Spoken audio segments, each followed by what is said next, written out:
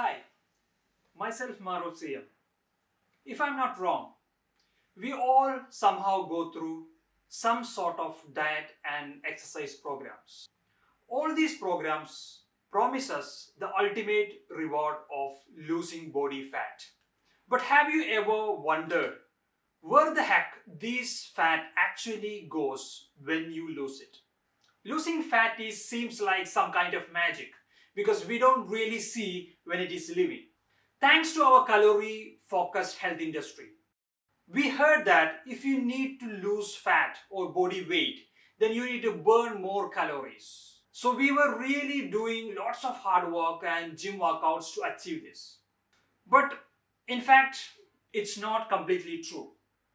So let's see where it goes. Our fat cells are mainly composed of tiny packets of stored energy called triglycerides. When we are attempting to lose fat, what we are actually doing is we are trying to metabolize these triglycerides. Triglycerides are composed of three types of atoms that are carbon, hydrogen, and oxygen. And these triglycerides can only be broken down by unlocking these atoms through the process of oxidation. Now you see, this is how fat able to vanish into the thin air. Are you guys surprised or difficult to believe what I said? Then don't worry, I've given a link in the description of this video. It is a peer-reviewed study published in BMJ, also called British Medical Journal. In that study, scientists decided to follow the path of these atoms as they are leaving the body.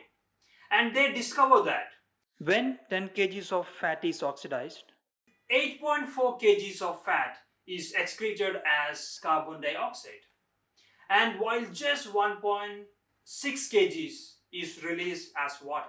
In other words, approximately 84% of fat that you lose is eliminated through your breath when you are breathing out, and only 16% of fat you lose through urine, sweat, and other fluids.